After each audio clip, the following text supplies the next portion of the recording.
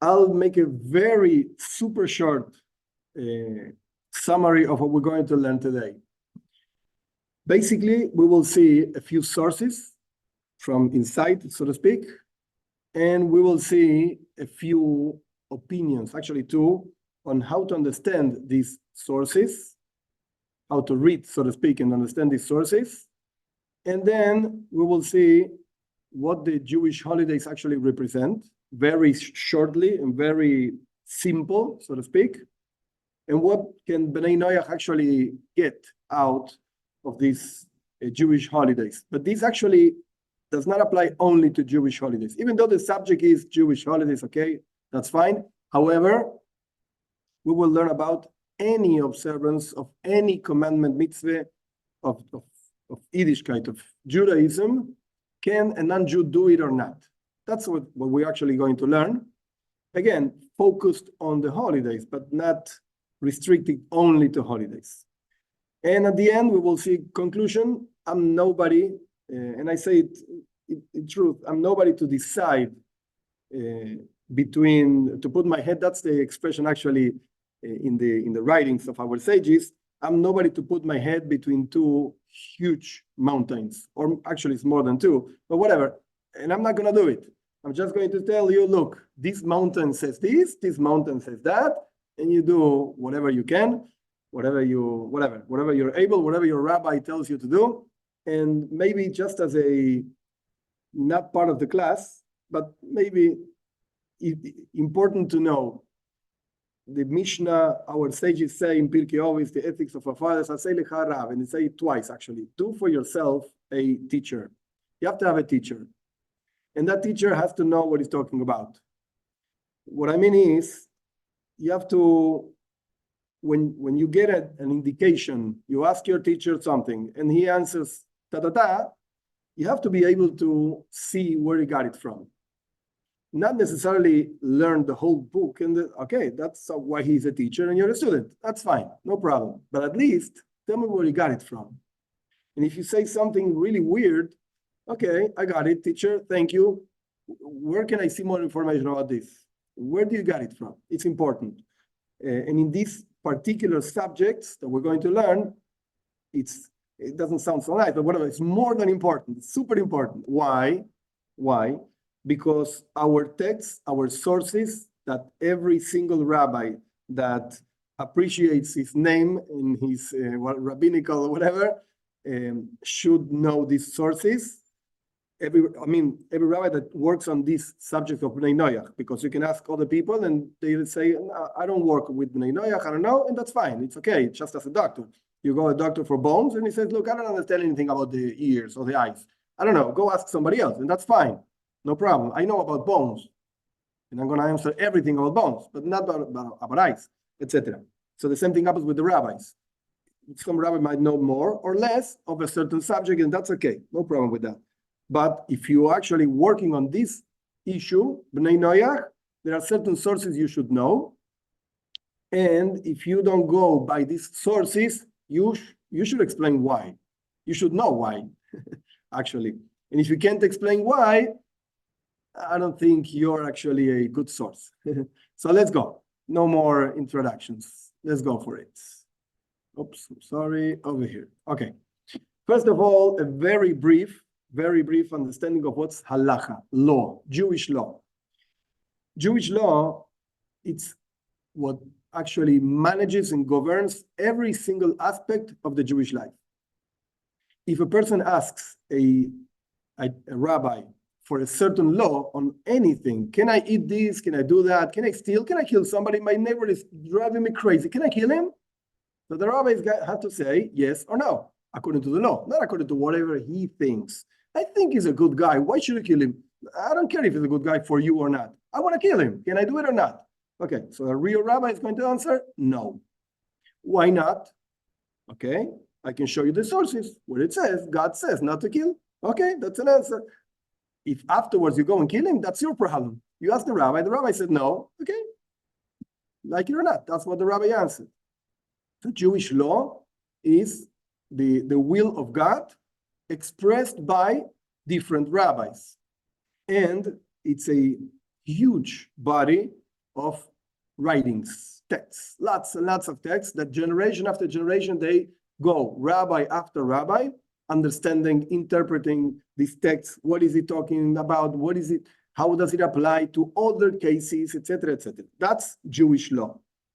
And as I said before, the second line, anything that a rabbi says has to be based on Jewish law. It's okay to say, I'll look for the source for you, for tomorrow, for next week, whatever, that's fine. You don't have to know every single book and every single page and every single, okay, some people do, but whatever, those are special rabbis. But you have to have a source. You have to have a source. It's very important. Now, it's super important to understand that Jewish law is not drush, homiletics. Homiletics means, let's take a story and let's learn something from the story. Wow, very nice. That could be nice, but not necessarily it's a law. There's a huge difference between one thing and the other thing. And there's a clear, that's why I actually wrote throughout the whole presentation, sources. I'm not expecting you to go and find the sources and read the sources, no. But if anybody has a question, there is a source. That's why I insist so much on this. The sources are there. This is not my idea, so to speak. So again, our sages say you cannot learn laws out of a story, out of drushim. You can support law out of a story. That's fine, because we see a rabbi doing a certain thing. We're discussing whether the law is like that or not. Oh, you see, the law should be like that because the rabbi actually is doing this. Okay, this is very important to understand that Jewish law is the main thing that we need right now. What does it mean right now? You can talk to me about mysticism, Kabbalah, Hasidut, whatever. Everything is fine. And the soul, and the 10 powers of the soul, and they come back. I don't care. What's the law? That's what we're actually discussing right now. Not spiritual ideas, etc. That we're also going to touch upon this a little bit, but we're discussing law. And law about what? Can a Jew celebrate Jewish holidays? That's what we're asking. That's so to speak, you're asking the rabbi that. Okay, let's see some sources to understand whether the answer is yes or no, which is not going to be yes or no. We're going to see different ideas. Source number one, main one, this is a small drawing that everybody says it's the Rambam, Rabbi Moshe ben Maimon. He lived in Spain, year 1100s. The Rambam writes like this. This is copied, my translation, but it's copied directly from the text of the Rambam. He says like this, when he's discussing other issues, he says like this, look, the general rule is like this. We means like the based in the Jewish court of law, whatever. We do not allow them to create a religion. I underline the words, not the Rambam, and make commandments for themselves. What does that mean? If I say that, for instance, lifting this pencil 3 times a day, it's a new commandment. God said that for Bnei Noach to be good people, they have to lift up pencils, and it has to be a black pencil. The pencils 3 times a day, once in the morning and once in the afternoon and once in the night. Where do you got that from? I don't know, it's nice, I love pencils and black pencils and left them. No. You can do whatever you want with your life. That's okay, but don't call that Judaism. And don't call that the message of Judaism for non-Jews or for Jews or for anybody. No, that's your thing. Be happy with that. But don't call that Judaism. No, we don't allow that. That's not going to be called Judaism. Rather, either convert to Judaism and accept all commandments, or keep yourself in your Torah, says the Rambam, the 7 commandments, I added that, and don't add and don't take away. So what is the Rambam saying? Clearly, don't make up religions, please. No, we have a clear-cut religion, 613 commandments for Jews, 7 commandments for non-Jews, that's it. That's Judaism. You like it, fine. You don't like it, bye-bye. The Rambam says in the next law, a Ben Noach that wants to fulfill a commandment of the rest of the commandments to receive reward, we don't prevent him from doing it according to halacha, law. This is clearly, directly the text of the Rambam. So in the first law, you see it's number 9 in the same chapter, chapter 10, number 9 and number 10. In the first law, I did not write the whole law. The Rambam says clearly, Bnei Noach should not fulfill Shabbat, and not learn Torah. We're actually learning Torah, so don't worry, it's okay, it's fine. We can actually discuss why it's okay, but we're learning about the commandments of Bnei Noach. The Talmud says it's okay, so it's fine. We're learning that. But it says, don't make up religions, don't learn Torah, don't keep Shabbos. And in the next law, he says, if he wants to fulfill one commandment, so okay, do it properly. Don't do whatever you want. Do it properly. But don't make up commandments, and you want one of the 613, do it properly. Okay, this is the Rambam. How do you understand the Rambam? Let's see a second group of sources. The Radvaz. The Radvaz, David ben Zimra, he lived in Egypt, 1500s. He was a teacher of the Arizal, actually. If anybody heard about the Arizal, it was a great authority, so to speak. This is the teacher of the Arizal. Now, the Radvaz says like this. Aben Noach wants to fulfill a commandment, etc. He quotes the Rambam because it's a commentary on the Rambam. And if he wants to fulfill it, saying that he was commanded to do so, we don't allow him to do that. No. What does that mean? Suppose I'm not a Jew. Okay, I'm not Jewish. I want to eat matzah in Pesach. Pesach is the Passover, freedom, or whatever. Okay, I want to eat matzah, not leavened bread. Okay, can I do that or not? Because God gave a commandment to eat matzah. It's a verse in the Torah, but Erev Toichlu matzah, so the night of Pesach, you should eat matzah, whatever you want, a piece of bread. You should eat that. I want to do that because God said so.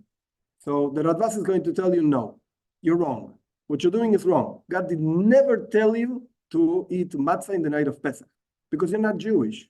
He said that to Jews, not to you. Continues, except if he does it as someone that was not commanded to do so and does it. And our master, which means the Rambam, because it's commenting on the Rambam, was precise and wrote in order to receive reward. What is the Radvaz saying? The Radvaz is saying something very simple. Look, if you say, a non-Jew says you're commanded to do a certain mitzvah that you're not commanded to, you're wrong. You got it wrong. But if you say, I'm not commanded, but I want. And furthermore, why do you want? Because I want to receive reward. Not because it's an interesting thing. Like eating bread is like eating bread. What's the benefit out of it? Nothing, no benefit. But this is something God told the Jews, and I like it, and I want to do it. I understand that I was not commanded to do so. That's fine, but I want to do it anyway because I want to receive reward by God, the God of Israel, blah, blah, blah. The Radvaz says, okay, that's fine. Go and do it. No problem. He continues, I separate in two paragraphs. However, the commandments that require mitzvahs, that require sanctity and purity, like tefillin, sefer Torah, mezuzah, no, says the Radvaz. Those, I don't like it. No. So it's not really contradicting the Rambam. It's just restricting the Rambam into certain things, and certain things, no. Why the Radvaz doesn't say? No. And I'm not going to explain either. Doesn't make any sense right now. It has to do with spiritual things, with the soul. And okay, nice. But the Radvaz says these things, no. So if a non-Jew comes up and says, I would like to put a mezuzah in my door, which is a parchment that you put in the door, etc., and you ask the Rambam, we don't really know what the Rambam would say, but the Radvaz says clearly, no. Don't do that. Not proper. Okay, Meiri, next commentary on the Talmud, actually, Spain, 1300s. The rest of the commandments, any other commandments of the 613, that doesn't include the 7 commandments, we don't prevent from him, her, it's the same thing. Throughout the whole class, men and women is the same. Because we accept his offerings and tzedakah. That's actually written by the Rambam himself. And he has reward for his actions. Look what it says, clearly. He's rewarded. So the Rambam said he wants to fulfill something that is not commanded to receive reward. We don't know which kind of reward, but such a thing exists. Okay, the Rambam says fine. Radvaz says fine, except for these 3 things, I don't like it. Tefillin, Torah, mezuzah, no, I don't like this. And the Meiri says basically the same thing. He wants to receive reward, go and do it, and you will receive reward by God. Next source, Talmud Kiddushin. There's a story. I already said we don't learn from stories, but it's an interesting story. Let's look at it. There's a story of Dama ben Nesina. In short, he was not a Jew. It is very clear in the Talmud. He was not Jewish. and he sold precious stones. And it came a time that the clothes of the Kohen Gadol, the high priest, they lost one of the stones of the Choshen Mishpat. It's something that we used to wear over here. So they lost a stone, and they heard that this guy, Dama ben Messina, who sold precious stones, has one of those stones. So they went to him, and they asked him to show him the stone. Yeah, do you have this stone? Yes, I have the stone. Show me the stone. I can't right now. So the sages thought he wanted money, more money. I don't know, I don't remember the numbers, okay? But let's say, whatever, the stone is $1,000. So he didn't want to show it, and the sages said, okay, I pay you $2,000. No. I pay you $5,000. No. $10,000. No. $100,000. No. I'm not going to show it to you. Come back later.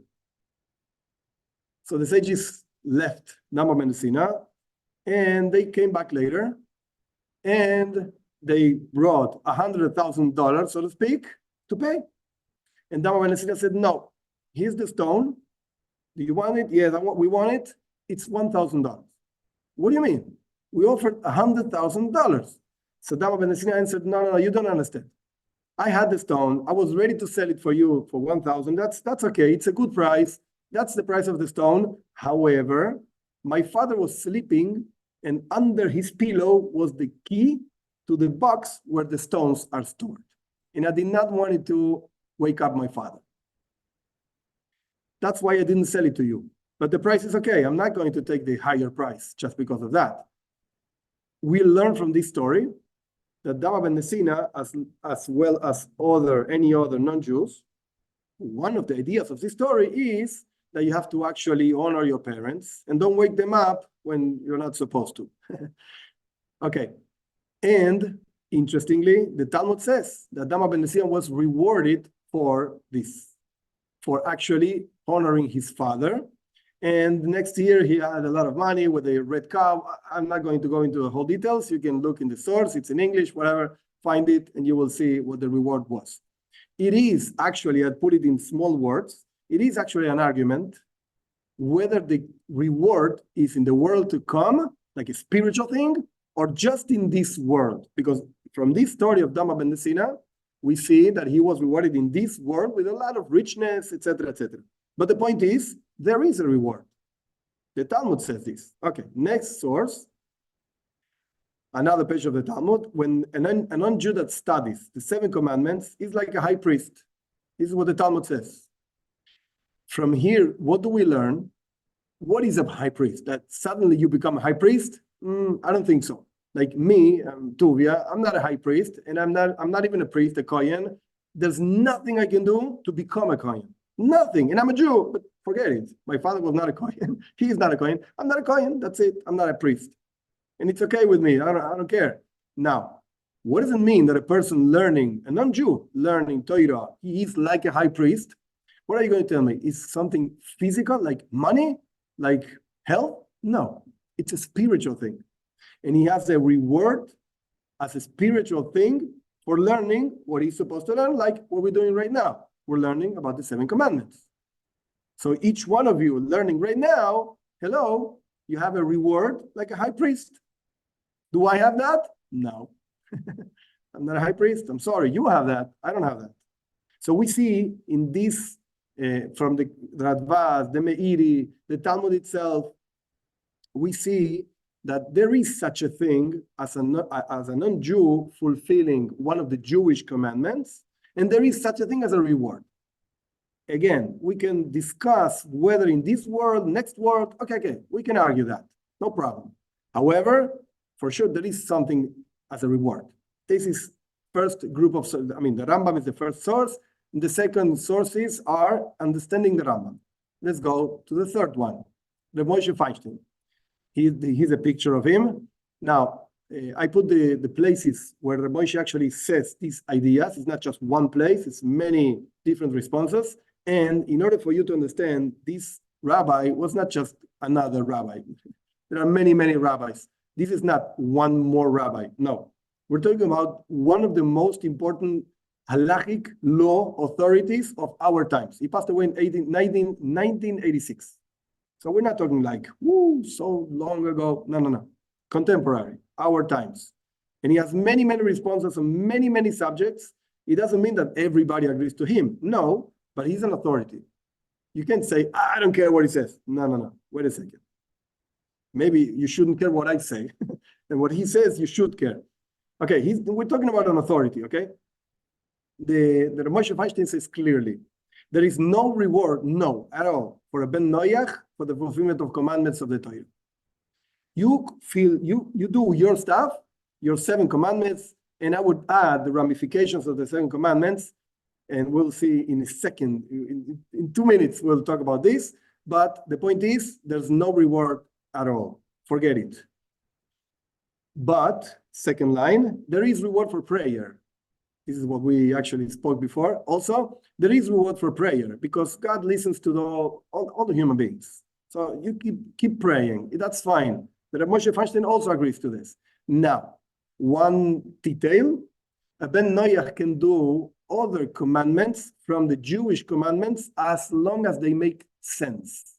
What does that mean to make sense? Like to have a good society, a good civilization, help other people, tzedakah, honor your parents, etc. That's how he explains the Talmud. I'm going back just a second. You see Kiddushin over there in the third paragraph, story of Dama ben Messina. That's how he explains it. He got richness, money, like physical things. Don't talk to me about spiritual, no. Money in this world, that's what he got because he honored his parents. So we see that a non-Jew should honor the parents and you're going to be fine. You're going to be rich, whatever the case is. Now, this is the way Rav Moshe explains. If the commandments make sense, okay, that's fine. You can do it. Fulfillment of Jewish commandments is making up a new religion. Furthermore, any religious act is making up a new religion. What does that mean, a religious act? According to how Rav Moshe Feinstein understands, anything you do because you find or you make up or you think, whatever, let's look for the better word, I don't know, I'll leave it for other times, that this has a spiritual effect in the world. What does that mean? It means that God is happy with what you did and he pays, quote unquote, in spiritual ways according to what you did. Rabbi Moshe says, forget it. No, there's no such a thing for non-Jews. There's no such a thing. And if you fulfill one of the 630 commandments of the group, so to speak, that do not make sense, but you want to do it anyway, you're wrong. You're making up a religion. Because the Jewish religion has a message for Jews, for non-Jews, and the message is pretty clear. This is what you should do, you should not do, etc., for Jews and non-Jews. And a non-Jew taking from the group of Jewish things is changing the religion. You're doing something new. Forget it. And the Rambam says you should not do that. Out. Now, you're going to tell me, last line, I'm going back on purpose. Wait a second. I have the Radvas, I have the Meiri. What do you do with that? Like these guys said, you could do other mitzvahs. The Radvas says this. He was an authority, etc., etc. So the Rav Moshe Feinstein answers pretty simple. The manuscript of the Radvas, and there's another place where the Rambam himself brings the expression 7 commandments and their ramifications. So there are other things. The Rambam says this clearly in a manuscript. And the Meiri also is a manuscript. They were found later. Later means in latest times. Like the previous sages did not have these manuscripts, therefore are not really reliable. No, I'm not going to base my halachic ruling on these kind of sources. This is how Rav Moshe says, forget it. I'm not touching those sources. I'm not reading those sources. I don't care about them. Either Radvas says, where did he say that? In the manuscript? No, I don't care about the manuscript. This is how Rav Moshe understands. So if a person wants to follow the message or the way, the focus, whatever, that Rav Moshe has for Bnei Noach, you have it in your screen. This is what you should be doing. 7 commandments, let's say some ramifications, like be a good person, it is not a commandment, but you should do that. Okay, so this is what you should be doing. And those commandments that make sense, go and do them. And the rest, forget it. You're actually making a new religion. Okay, let's see next source.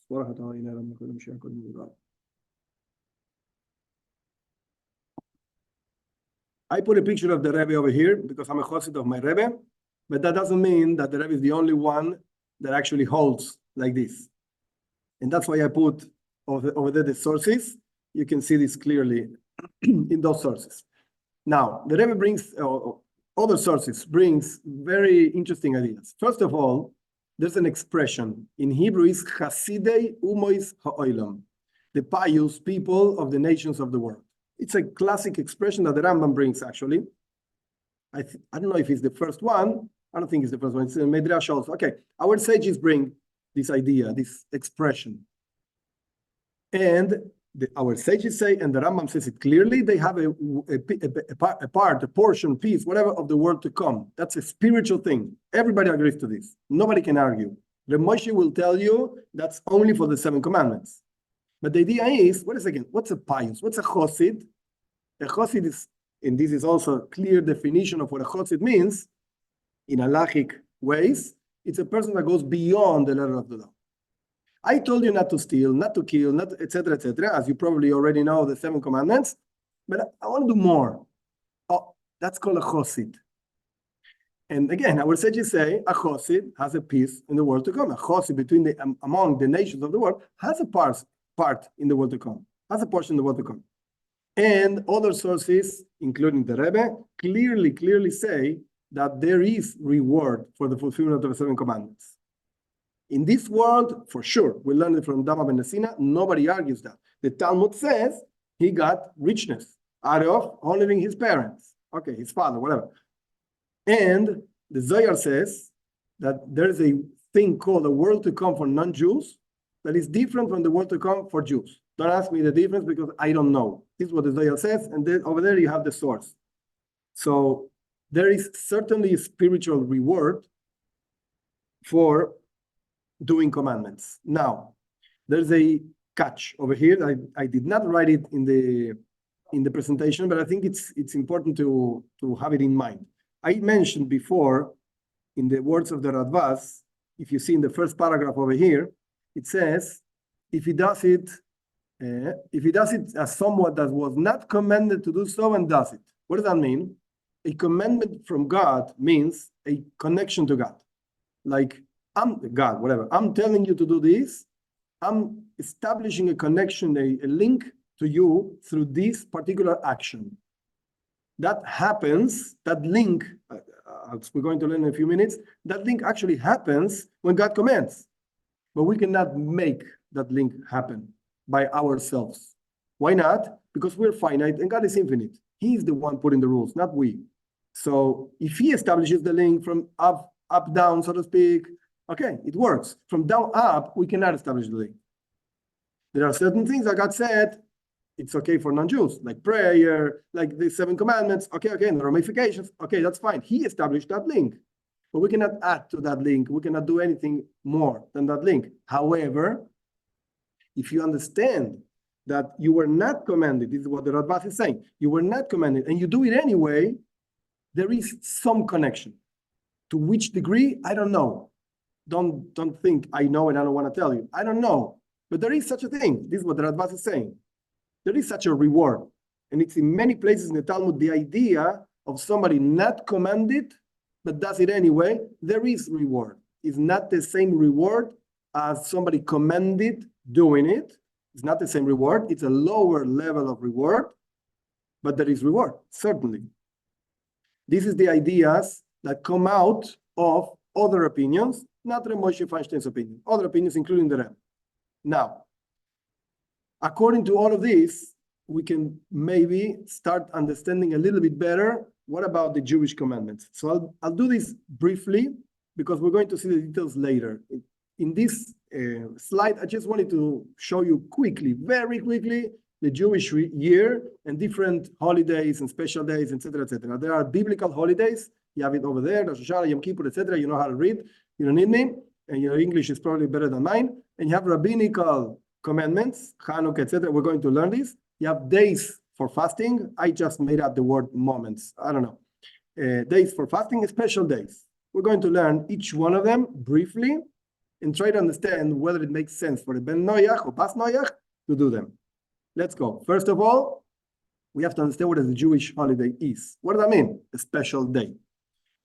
Okay, it is brought down, it's in the Shulchan Aruch, in the Code of Jewish Law, you have it over there in the source, that the special days in the Jewish year, specifically the holidays, are days of connection, where the special bond between God and the Jewish people is revealed. Now, clearly, it's not talking about non-Jews. It's the special bond between Jews and God. So the truth is, it makes no sense at all for a non-Jew to fulfill a Jewish holiday, to keep a Jewish holiday. As we're going to learn, why not? But just to take a simple example, in Rosh Hashanah, we're going to learn about Rosh Hashanah specifically more. But in Rosh Hashanah, one of the things that Jews do is to blow shofar. It's a horn, whatever. It doesn't make any sense, not at all, for a non-Jew to blow it. But I want to do it, it's so nice. Okay, look, you want to blow horns? You want to blow trumpet and do it, be happy. But you should know that first of all, it doesn't represent a bond with God. No. And whatever it's written in our holy books that is actually accomplished through blowing the shofar, a non-Jew blowing the shofar is not accomplishing that. Why am I saying this? I don't know about the English world, so to speak. I'm just starting to get into it. But in the Spanish world, there are so many rabbis, and I say, quote, quote, rabbis teaching Kabbalah in YouTube, and there's suddenly great Mekubalim in YouTube. And believe me, the true Mekubalim, the true Kabbalah rabbis, etc., don't make videos on YouTube. No, they probably don't even have a smartphone. No, I don't think so. They live in Jerusalem, out of whatever. They probably don't talk any other language rather than Yiddish or Hebrew, whatever. Forget it. They don't do videos. If you find a rabbi making great things in Kabbalah, doubt. You should doubt. But whatever. What I'm trying to say is, if you learn from books, from rabbis, doesn't matter. I don't care where from. The special energies that really become from the world and they come into, etc. When you blow the shofar, that's for Jews. I know it may sound hard, but that's the truth. I'm sorry. That's only for Jews. And I actually put the source where it comes from. And that source, it's the Alter Rebbe, is the founder of the Chabad movement. He was a huge Mikubal, and he was a Chosid, and was a Rebbe, etc., etc. And he says clearly, like the exact words, a non-Jew putting on tzitzis or tefillin does not do anything. I'm sorry, no spiritual, I'm not talking about reward, no spiritual effect. It's very important to understand the difference. Reward might be in the world to come, or in this world, as we discussed actually about Dam of Bnei, etc., etc. That means, let's say spiritual. Okay, fine. That means you actually earned, quote unquote, dollars in the world to come. Okay, you have a coin, a new coin in the world to come. Fine, that's okay. And maybe if you blow shofar, you actually have that. Certainly, because the Talmud says so, if you honor your parents, you're going to have richness in this world. That's what the Talmud says about Dam of Bnei. Nobody can argue. But let's say in the world to come, you're going to have more, quote unquote, money, which money in the world to come means to perceive God or whatever. Doesn't matter. But let's say that. That's fine. However, it's a completely different thing. The projections of divinity, of energies, etc., in the world through the fulfillment of commandments, that's only for Jews. That's only for Jews. So you blow the shofar, you earn the coin in the world to come, but don't think you actually accomplished all the things that the rabbis say about the shofar. No, I'm sorry, you didn't. Why not? Because you're not Jewish. That's it. So that's the difference between reward and actually accomplishment in the world. Forget it. And you also don't internalize within yourself all those energies, etc., etc. No, I'm sorry. The Talmud brings a story over there in the end of this slide that God gave the non-Jews. It's a sad story. You can read it yourself. You don't need me. It's in English also. You have the source over there. But God gave the non-Jews one mitzvah. And the Talmud says a mitzvah kala, an easy mitzvah, an easy commandment, sit in a sukkah for 7 days, whatever, and they couldn't do it. Again, go read the Talmud. It's okay, no problem. You can read the 3, 4, I don't remember exactly, pages of Avodah Zarah. It's fine. You can read it. And it's a sad story. But the point is that we see clearly from that story that today, like right now, that story, I'm sorry, I didn't say. The story happens when God brings Mashiach, and there's a day of judgment, like in the world to come. I'm sorry, I didn't say this detail. So that we see clearly from that story, in the world to come, God is going to test the non-Jews with the mitzvah of Sukkah. But today, no. So it doesn't make any sense for a non-Jew to sit in the Sukkah and think that he's actually absorbing the name in a mystical sense. It's called Makifim de Bina, whatever that means. Whatever, forget it.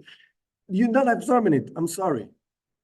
That's the truth, whether we like it or not. So let's be clear. It's not the same to celebrate the moment in the Jewish way than to be aware of a moment and recognize it. It's two different things, completely different things. What's to celebrate in the Jewish way? Blow the shofar and sit in the sukkah and take the lulav and esrog and whatever in sukkah is. No. That's commandments for Jews. Now, you want to learn from the teachings of every single Yom Tov, of every single special day. That's great. That's fantastic. And you should. Like, for instance, Sukkah, very simple thing, means everybody sitting in a hut and everybody happy together. Oh, that's nice. That's unification within the people, and that's nice. Yes, sure, you should be one with all your neighbors. Yes, even the neighbor you wanted to kill, yeah, you should sit in the sukkah in the same sukkah and be happy with him. That's fine. But don't think you're fulfilling a commandment. No. And don't think you're actually accomplishing something by sitting there, besides the idea of learning from the teachings. I brought the example of Rosh Hashanah. In Rosh Hashanah, Jews, we blow the shofar, this horn, etc., etc. That's a Jewish commandment. That's it. Non-Jews should blow the shofar.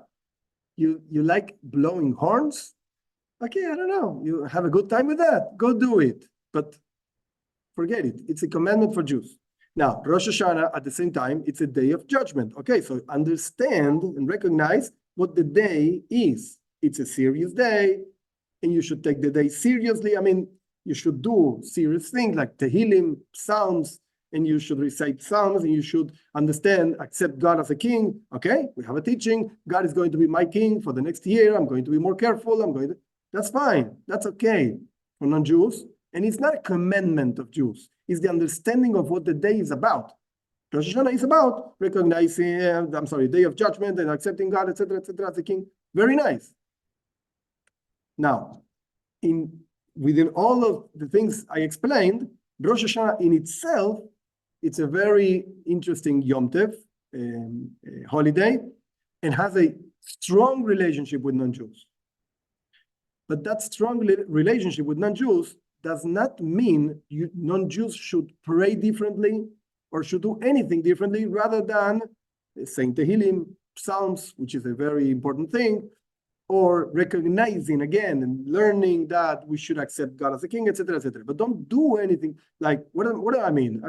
I want to be clear with this, because I see many rabbis offer non-Jews to do, for instance, Kiddush. Kiddush means sanctification of the day. Take a cup of wine and make certain blessings and do and say certain things and say certain things and eat certain foods, etc., etc.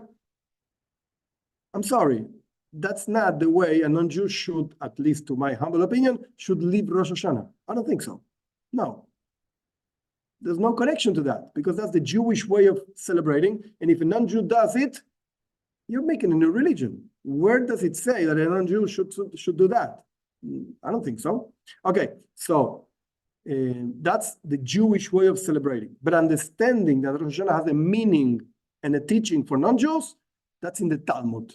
That's not a rabbinical whatever. No, it's in the Talmud. And the Talmud says over there, I wrote it for you. In Rosh Hashanah, this is a quote, word by word, of the Mishnah, of the Talmud. In Rosh Hashanah, all human beings, I underlined it because we're talking about this, all human beings pass in front of him, of God, as sheep, one after the other. As it's written, he who forms together their hearts who understands all their actions. So God is checking, so to speak, every single human being in Rosh Hashanah. And that applies to non-Jews also. If the Mishnah would have meant only Jews, it wouldn't have used such a clear expression, all human beings. That means all human beings. It's the day of creation of human beings. That's Rosh Hashanah, the sixth day of creation. So does it have any meaning for human beings? Yeah, hello. We came into the world, yes, Jews and non-Jews. And it's a day of judgment over the actions of men I mean every single human being, on the past year. That's Rosh Hashanah. But again, does it mean that I should behave like a Jew behaves in Rosh Hashanah? No. It means I should incorporate the ideas that the rabbis say about Rosh Hashanah. Yes, sure. Am I obligated to that? No, you're not. You're not obligated on anything. You don't want to say Psalms in Rosh Hashanah? Don't say. It's okay. You're not doing anything wrong at all. You want to say one psalm and play PlayStation? Yeah, go do it. No problem. It's fine. No problem at all. Let's move on. Other holidays. I'll do this like fast because I assumed it's something known. Yom Kippur, the Day of Atonement, etc., celebrates divine forgiveness for the golden calf. The ones that did that were the Jews. And the ones forgiven for that were the Jews. So I don't see any connection to non-Jews. Sukkot.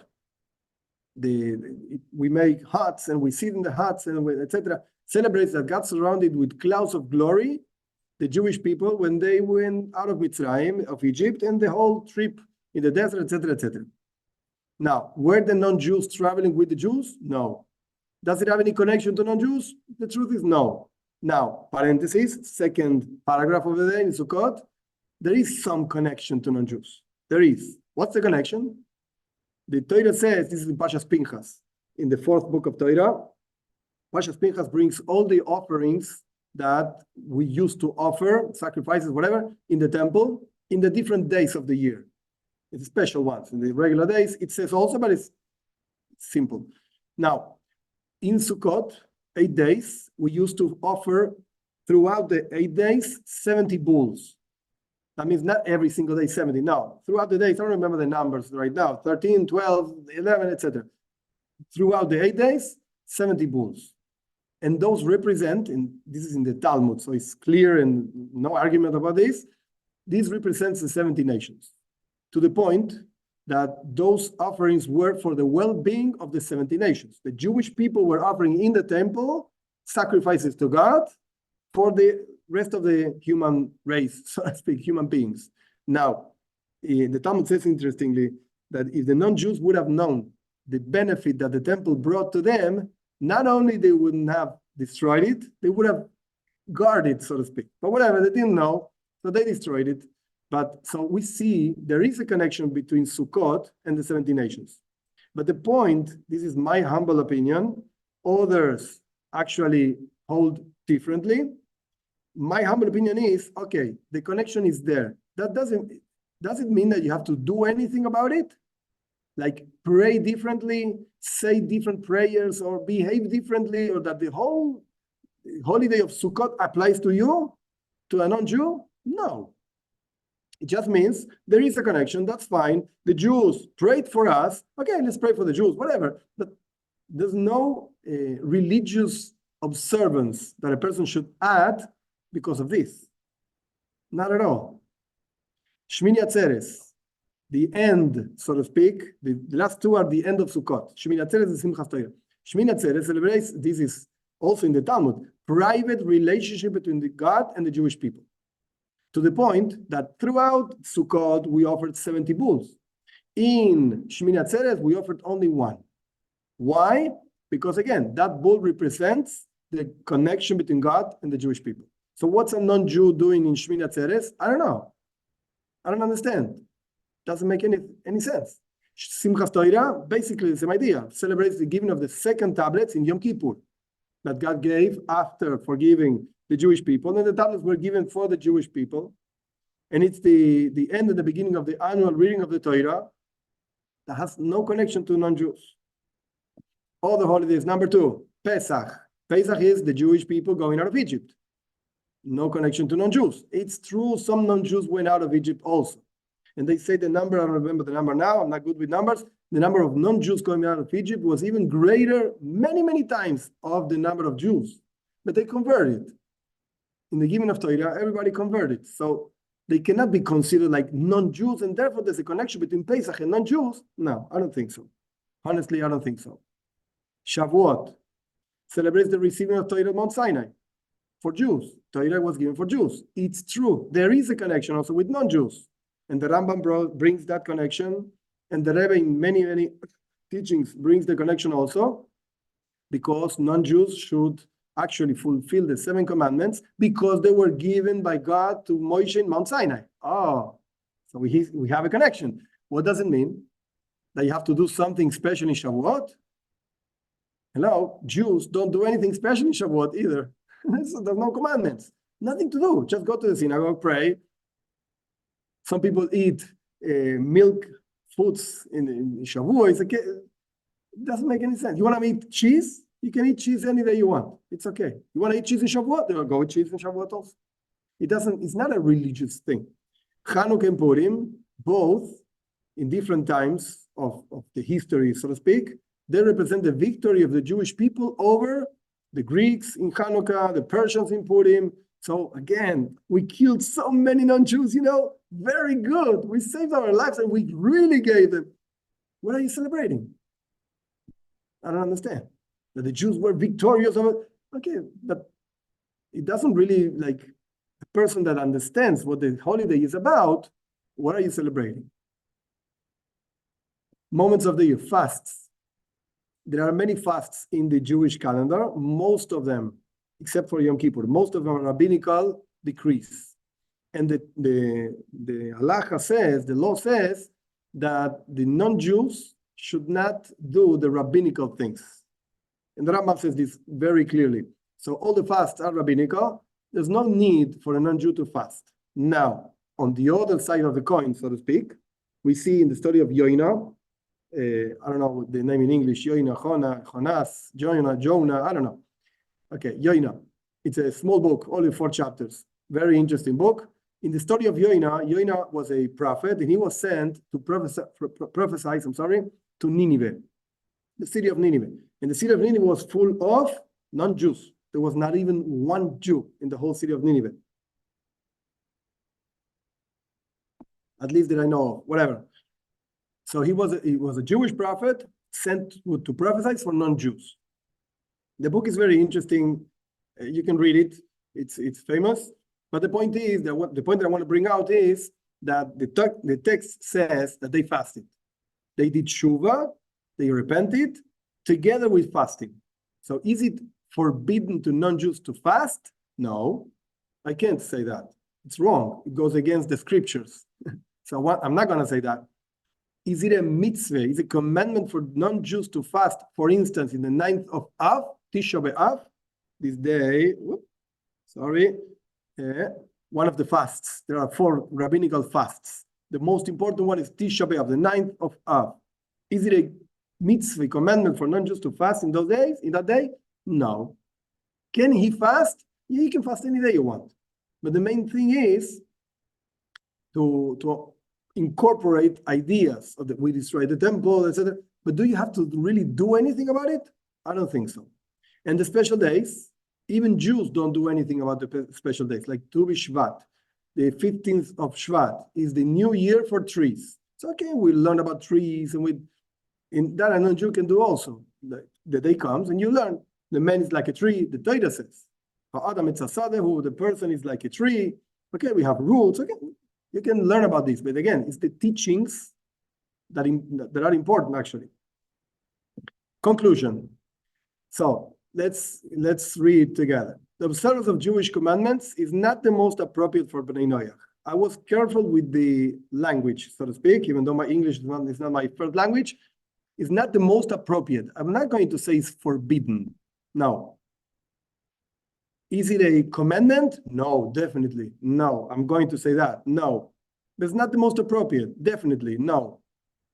And if you have doubts whether you should do it, okay, make a call to your rabbi and ask your rabbi.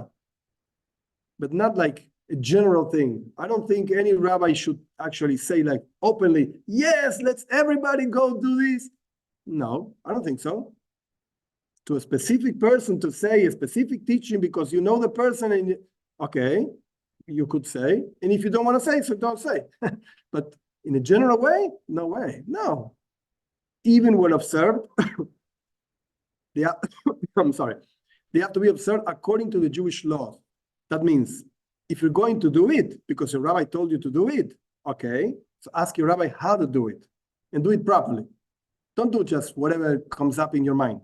I think I'm going to build a hut with air conditioning and I'm going to put it into my hut. No. You want to do it because your rabbi told you to do it? You ask and he said yes. Ask him, what's a Jewish hut for Sukkot? Ask. It is certainly not the first step. Many Bnei Noach, this is something that even though the Rebbe spoke about this so many times, 40 years ago, 50 years ago, it's something that now it's starting to like really grow. And people, of course, some people know a lot and some people don't. And it's okay. We'll start learning. When you go to university, you start from the first year and you start learning and then you're going to be a great physician, whatever. But at some point you start it. Okay, when you start, definitely is not the point of start, the starting point to fulfill any other commandment. Rather, what you have to do in the 7 commandments, ramifications, etc. It's not the way of living the relationship with God, since he didn't command that this is the way to relate to him. He didn't tell you to do that. So why should you do that? It is arguable whether there is reward or it makes sense. If you ask Moshe Feinstein, is there reward if a non-Jew sits in a sukkah, even if he knows that he's not commanded to do so? Rabbi Moshe Feinstein is going to say no. And tell you more. In some circles of Jewish observance, etc., they're not even going to allow you to sit in the sukkah with them. Why should you be inside my sukkah? Like, get out. You're not Jewish. What are you doing in my sukkah? I don't want you in my sukkah. Many people would do that. And it's understandable. So, I don't know. Rabbi Moshe Feinstein is going to tell you no reward. If you ask the Rebbe, probably, I'm not the Rebbe, but probably would say there is reward. I don't know exactly what the reward is. There is reward as long as you know you're not commanded to do so. Does it make sense for the Moshe Feinstein? Of course, no. Doesn't make any sense at all. If you ask the Rebbe, okay, sense that no, it doesn't make sense. He wants to do it. You ask the Radvaz. He wants to do it because he knows he's not commanded to do so, etc. Okay, no, go do it. But not necessarily is the Jewish observance. No, sir. It is forbidden to invent, to make up observances. Of course, they are not mandatory. Don't say that lifting up a pencil 3 times a day, that's not a mitzvah. Forget it. No. Or lighting 7 candles. I'm going to light 7 candles for Shabbos. Before Shabbos or after Shabbos, it's Saturday night, I'm going to light 7 candles because Jews light 2 candles Friday night, Friday afternoon, actually before night. I'm going to light 7 candles Saturday night. So it's not like Jewish thing, but it's the lighting candles. I love lighting candles. I'm sorry, you're making up a new religion. It's not brought anywhere. What do you mean, 7 candles for what? No, because 7 commandments. What are you talking about? Show me the book, the Jewish book of a real rabbi that says that anyone should light 7 candles. There's no such thing. So you're making up something new. And besides, it's not Saturday night. It's Friday afternoon before it dawns, before night. So what are you doing? This is a new religion.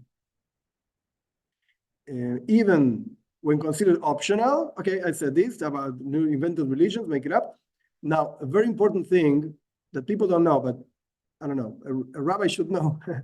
It's forbidden for Jews. I mean, for Jews, of course, for non-Jews, it's forbidden to make up new blessings.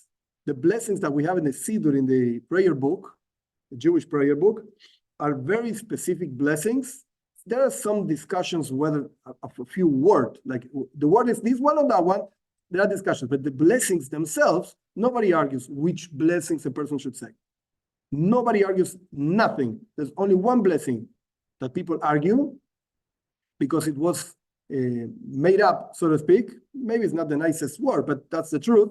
After closing the Talmud, our sages, I'm not going to make a whole class on Jewish history. It's not the moment now. It's not the right time. But there's a period of time called of Geoinim. Geoinim go roughly from year 500 after Common Era, roughly, to 1000, more or less. They were not allowed to add anything to the Talmud. They explained the Talmud, but they added one blessing. The blessing is Anoitzen Layof Koach. They saw, I'll translate in a second. They saw that people were really weak, so they said we should add one more blessing that God gives to the tired people, strength. Okay, nice.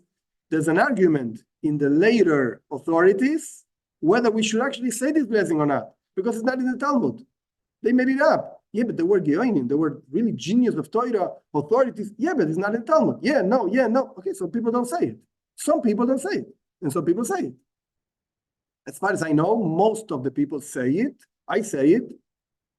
It's in the Siddur, in the prayer book, etc. But there is such a thing of rabbis, real authorities, like 500 years ago, arguing maybe we should not say it. So, of course, just making up suppose I sit and write a Siddur for Bnei Noach, a prayer book for Bnei Noach. So let's say, okay, well, I'm not going to say a blessing that God did not make me a Jew, because actually he made me a Jew. For Jews, there's a blessing that God did not make me a non-Jew. So how can a non-Jew say that blessing? Doesn't make any sense. So let's change the blessing. God made me as he wants. Hello? You're making a new religion and you're making up blessings. Who are you? Our sages did not want to make blessings. And you freely and happily make new blessings? Why? And it's important to understand the difference between a blessing and a prayer. It's not the same. Prayer, you can say anything you want. God Almighty, please send me a new Ferrari because I want to go in the streets of Buenos Aires with a new Ferrari. Please, you're so mighty and so good and so powerful. Give me a new Ferrari, please. You can say this and anything you want. No problem. And you can use God's name and it's fine. But a blessing is with the whole text of the blessing. Blessed are you, Lord God, etc. That you cannot make up. No. That's forbidden. And the same thing applies to the structure of prayers, Kiddush, Abdallah.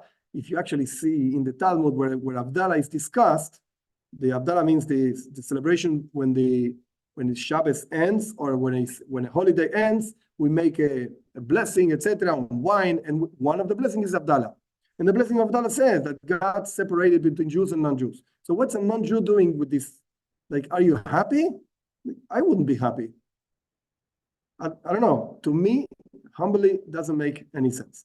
So this is the ideas that I thought would be easier to understand from our own sources to try to know whether it's okay, it's proper, it's the way to go, etc., for non-Jews to fulfill the commandments of the Jewish people.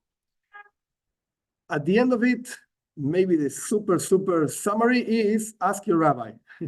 But when your rabbi answers, it's okay to say, Rabbi, which opinion does this follow? Which opinion are you following?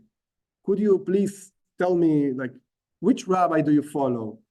And if he says this rabbi, that rabbi, okay, you're allowed to change rabbis. That's okay. It's not a problem. You're not allowed to rabbi shopping. Rabbi shopping means I'm just going to find a rabbi that says whatever I want to hear. That's not right. That's not the correct attitude. But definitely you can say, okay, Rabbi, I'm sorry, I'm not going to ask you anymore because I don't know. I don't like your answers. And you never answer nothing. Okay, so I'm going to find another rabbi. But the point is, find a rabbi and ask him. And he's going to answer you. And when he answers, say, okay, which opinion are you following?